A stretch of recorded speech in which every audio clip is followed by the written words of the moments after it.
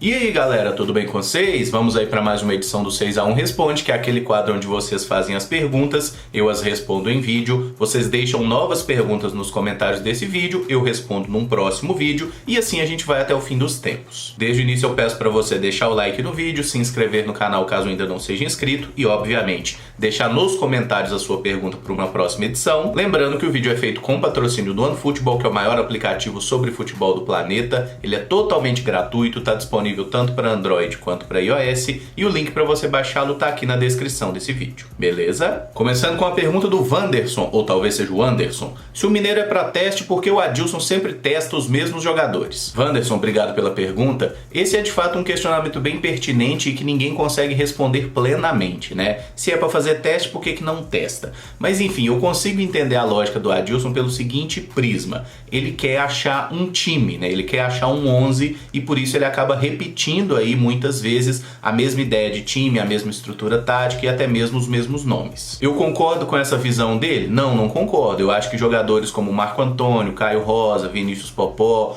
próprio Adriano, Rafael Santos, enfim, tem muita gente aí que precisava, né, ter uma certa repetição, mais oportunidades. No sistema defensivo, eu até sou a favor dele manter uma estrutura ali, por exemplo, Kaká e Léo, que são os zagueiros titulares, tudo bem, vamos continuar com eles. Na lateral direita é o Edilson, embora precise também testar o Valdir algumas vezes para ver se a gente vai precisar de uma contratação. Mas especialmente no setor ofensivo, eu acho que aí o Adilson precisava rodar um pouco mais o elenco, testar as nossas opções. É claro que a gente já tem algumas certezas, por exemplo, o Maurício hoje é o nosso melhor meio atacante. O Marcelo Moreno chega como nosso camisa 9 e grande esperança de gols. Mas voltando à pergunta em si, eu acho que a resposta é realmente essa. O Adilson quer tentar consolidar um time titular e por isso ele não vem testando tanto jogadores ali que a gente gostaria de ver mais em campo. O Figueiredo pergunta: Emerson, diga aí, acho que o Ralf seria uma boa para dar uma encorpada nesse meio campo nosso, o que acha? Figueiredo, obrigado pela pergunta. Eu acho que o Ralf é um ótimo primeiro volante, ele é melhor no desarme, na marcação, do que qualquer jogador que tem no nosso elenco hoje, eu não tenho dúvida disso.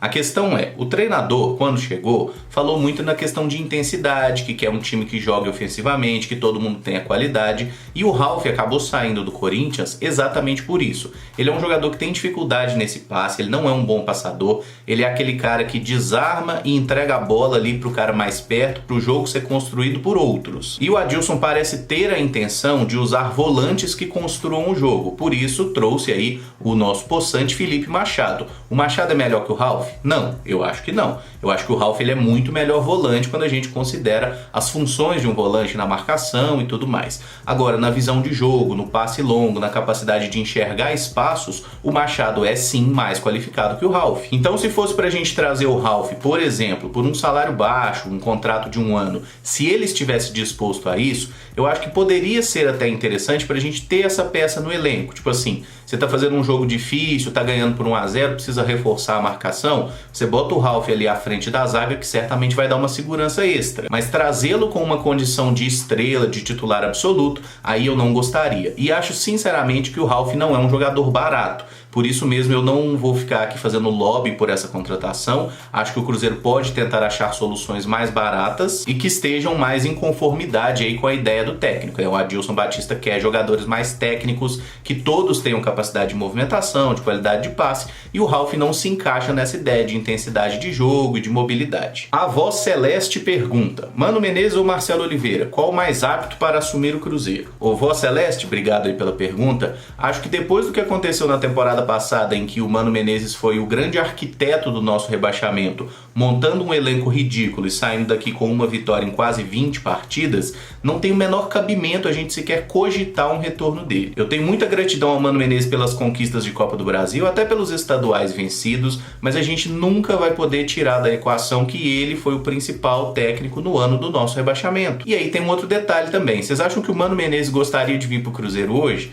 Nem a pau, velho. O Mano Menezes estava ganhando quase 1 milhão por mês aqui no Cruzeiro, mais a comissão técnica dele que ganhava salários absurdos. Ele é um treinador completamente fora da nossa realidade e mesmo se ele quisesse trabalhar de graça no Cruzeiro, eu não queria Mano Menezes mais. Com relação ao Marcelo Oliveira, ele é um técnico que nos últimos 4, 5 anos vem colecionando trabalhos ruins. No Palmeiras não foi bem, apesar do título da Copa do Brasil. No Atlético foi muito mal, no Fluminense foi muito mal, no Curitiba foi muito mal. Enfim, o Marcelo Oliveira não tem conseguido acertar um trabalho há muitos anos. Teve uma passagem excelente excelente pelo Cruzeiro e nesse momento eu acho que não é hora da gente ficar queimando o Adilson e tentando a cabeça dele a qualquer custo. Prefiro muito mais que as coisas caminhem com o treinador atual, que a gente já comece a dar uma resposta positiva a partir desse jogo contra o Uberlândia, se classifique na Copa do Brasil, ganhe o Clássico também, mas reconheço que o trabalho do Adilson nesse início de temporada não tem sido satisfatório, ele não está conseguindo organizar o time. Para focar na sua pergunta, entre os dois, se tivesse a hipótese, mesmo salário e tudo mais, seria Marcelo Oliveira, simplesmente porque ele não é o Mano Menezes. O Bruno Gabriel pergunta qual meia daria certo e que caiba no orçamento do Cruzeiro. Bruno, obrigado pela pergunta. Eu acho que o melhor meia que o Cruzeiro pode ter para encorpar o nosso elenco, ele já está no elenco, embora não esteja jogando, é o Robinho. É um cara que tem muito mais qualidade de passe, visão de jogo, que a maioria dos meias do futebol brasileiro. O Robinho é muito bom nesse sentido, só que a gente sabe que o Robinho tem os problemas dele, né? Um problema físico, nunca foi um jogador de se dedicar muito, é um jogador que muitas vezes parece até um pouquinho acima do peso. Tecnicamente é ótimo jogador, mas não é aquele meia de chegada, de fazer 15, 20 gols numa temporada. O Robinho é muito mais um organizador de time e por isso mesmo eu acho que ele vai caber muito bem aí nessa ideia de elenco do Cruzeiro, talvez botando o Maurício numa função de chegar mais e de fazer gol, já que o Maurício tem mais essa facilidade, e o Robinho para construir, para organizar o time. Eu entendo que ele, a partir do momento que aceitou a readequação salarial, se quer jogar pelo Cruzeiro, vai nos ajudar muito. Agora, pensando em um nome aí para contratação, eu até fiz vídeo de olheiro sobre ele, né? Foi publicado ontem, inclusive. O Regis, que tá lá no Bahia, é um nome especulado pelo Cruzeiro e acho que seria um cara interessante. Ele pode jogar como esse meia central, cai pelos lados também e é um jogador que tem experiência em Série B. Eu acho que Robinho e Regis seriam os nomes mais indicados hoje para serem aí esse novo meia do Cruzeiro. Tem certa experiência, não vão sentir o peso da camisa e acho que são bons nomes. O Diego Moreira pergunta, você acha o Thiago mais pronto que o Popó? Robinho, Maurício e Marco Antônio podem jogar juntos? Diego, obrigado pela pergunta. Fisicamente, o Thiago sim, ele é mais pronto que o Popó, ele é um jogador que suporta mais o contato, é mais rápido, tem mais mobilidade e até pode jogar em mais de uma função, né? O Thiago sabe jogar como atacante de lado, por exemplo. Tecnicamente, numa bola atacante contra goleiro, eu acho que o Popó é melhor que o Thiago. O Popó é um melhor finalizador, embora ainda não tenha conseguido marcar seu primeiro gol no profissional, embora foram pouquíssimas oportunidades. Então, resumindo, na parte física, sim, o Thiago está mais pronto, mas eu ainda acho o Vinícius Popó um finalizador mais prolífico, digamos assim. Com relação à segunda pergunta, se Maurício, Marco Antônio e Robinho podem jogar juntos, nessa tática atual eu acho muito difícil. O Adilson tem usado uma dupla de volantes e aí 3 meias, né? Se você pensa nos 3 meias, o Marco Antônio é um cara que só joga como meia centralizado, às vezes joga como segundo volante, mas normalmente joga pela faixa central do campo. O Maurício pela esquerda e o Robinho pela direita, eu acho que ficaria um time lento para fazer essa bola chegar no atacante e não ficaria interessante. Até porque o Maurício não rende bem pela esquerda, ele rende melhor pela direita ou atuando centralizado próximo do ataque. Agora, se você pensa numa outra tática, por exemplo, um 4-1-4-1, você tem ali um primeiro volante, pode ser o Machado, que o Adilson gosta tanto, aí você bota Robinho e Marco Antônio como meias centrais, aquele cara que vai ter o papel de criar no momento com a bola e também tem que voltar para ajudar na marcação no momento sem ela. Aí você pode usar o Maurício pela direita e um outro cara pela esquerda, seja o Caio, seja o Jonathan Robert. Eu acho que aí funcionaria bem, né? Tendo ali um centroavante como o Marcelo Moreno. Eu acho que nessa tática dá para encaixar os 3 sim, Marco Antônio, Robinho e Maurício jogando juntos. O J. Lugão, vocês acham que o Marcelo Moreno teria voltado para o Cruzeiro se não fosse o coronavírus? Lugão, obrigado pela pergunta. Eu tenho certeza absoluta que o Marcelo Moreno não estaria no Cruzeiro se não fosse o coronavírus. E isso não quer dizer que ele não queira voltar para o Cruzeiro ou que ele só quis voltar porque tinha um risco lá para a saúde dele e da família. É simplesmente uma questão com relação ao clube chinês. Se não fosse esse problema, né, de saúde pública, o clube chinês não teria simplesmente aceitado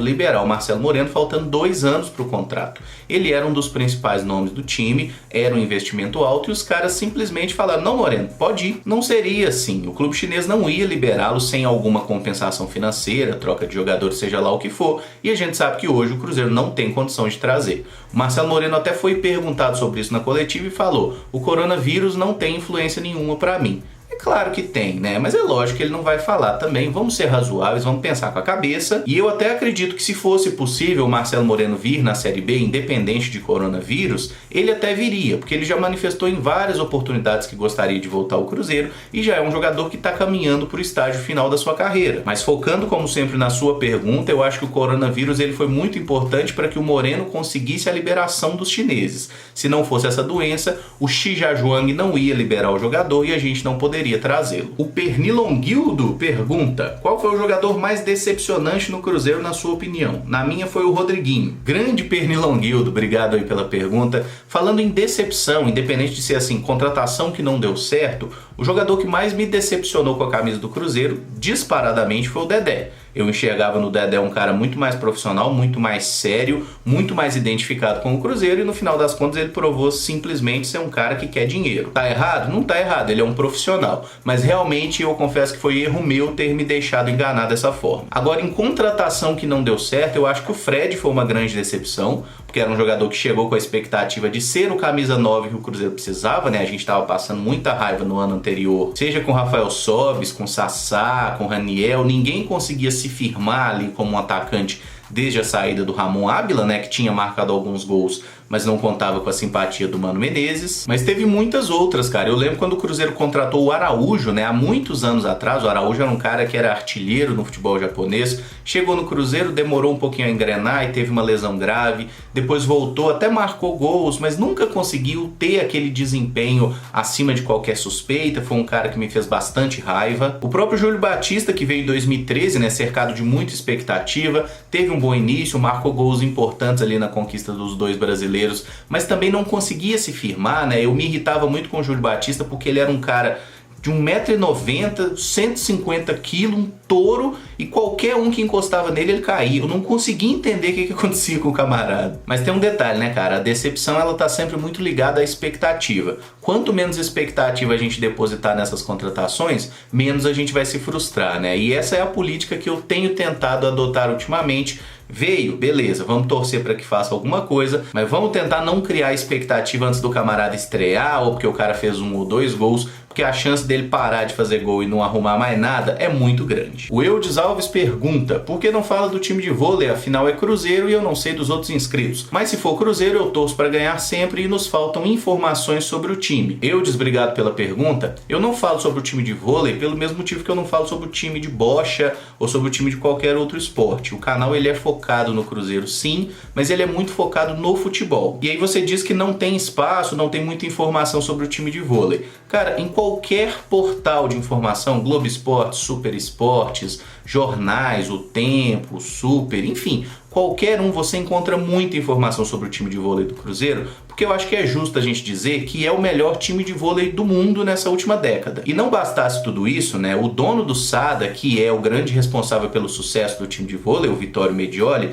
ele é dono de um jornal, o jornal O Tempo. Qualquer coisa do time de vôlei do Cruzeiro, você tem informação no jornal O Tempo, tabela, jogo, tudo mais. Então eu não acho necessário que o meu canal se preste a fazer um serviço, sendo que a informação que eu passaria, que seria de fato bem superficial, ela já está disponível em praticamente todos os veículos da imprensa tradicional. Eu confesso que não assisto aos jogos, não acompanho vôlei, não é um esporte que me conquiste, digamos assim, e justamente por isso eu não gosto muito de ficar falando, até porque eu não teria propriedade para isso. Eu acompanho futebol e por isso eu falo muito do futebol masculino e falo eventualmente do futebol feminino sim, mas até porque é uma modalidade que tem muita resistência de grande parte da torcida. E por que ter resistência com o futebol feminino? Eu sinceramente não sei. Tem muita gente que não gosta, mas é muito engraçado que quem não gosta parece que tem a necessidade de falar que não gosta em todo vídeo, né? Eu comento 1 minuto sobre futebol feminino, já vem alguém falando: ah, para de falar sobre futebol feminino, nenhum outro canal fala de futebol feminino, e é por isso mesmo que eu vou continuar falando, até que o futebol feminino do Cruzeiro pegue, porque é uma modalidade que começou muito bem, com sucesso, título já na primeira temporada, e essa sim é uma modalidade em que eu enxergo que há necessidade de mais espaço e e mais divulgação. O vôlei já conquistou o espaço dele, já é um sucesso, a torcida do Cruzeiro já reconhece o Sada como o Cruzeiro também, e eu também penso como você. Se é Cruzeiro, eu quero que ganhe sempre, e talvez seja até uma falha minha não falar muito sobre o time de vôlei, mas é porque como eu não acompanho, eu prefiro não focar muito nisso, porque eu não teria nada diferente para falar do que tá numa reportagem de jornal. E para fechar, o Jean Guimarães pergunta: Robertson ou Farias? Jean, muito obrigado pela pergunta. É lógico que é Farias, né, cara? Farias fácil, Farias 1000 vezes. O Robertson, até este momento, né, não marcou nenhum gol com a camisa do Cruzeiro. É um cara de 30 anos nas costas que não tem 30 gols na carreira. E o Ernesto Farias, que de fato teve uma passagem bem apagada pelo Cruzeiro. Se eu não me engano, foram apenas 6 gols marcados aqui com a nossa camisa. Ele é um atacante que marcou mais de 200 gols na carreira, tá? Ele foi artilheiro no Estudiantes, foi artilheiro no River Plate, foi artilheiro no Porto, foi artilheiro lá no América de Cali da Colômbia também. E entendo que a situação do Farias teve muito a ver com a questão de expectativa. Ele é um jogador que foi trazido e muita gente achou que era um grande atacante, sendo que ele era um bom finalizador e nada mais que isso. Farias era um empurrador de bola para a rede. Por aqui não empurrou tanto assim, né? Convenhamos que a passagem dele não foi boa, mas eu me lembro do Farias em alguns jogos especificamente, aquele 1-0 contra o Inter em 2011, a vitória contra o Atlético Goianiense, que ele marcou gols importantíssimos para evitar o nosso rebaixamento. E talvez se o Cruzeiro tivesse um Ernesto Farias em 2019, a gente não estaria agora jogando a Série B. Então ele é feio, ele é ruim, mas ele nos ajudou em alguns momentos e eu gosto do Farias. Bom, galera, esse vídeo fica por aqui. Se gostou, deixa o like, se inscreve no canal caso ainda não seja inscrito e usa os comentários para deixar a sua pergunta para a próxima edição. Muito obrigado por acompanhar, um abraço e até o próximo vídeo. Valeu!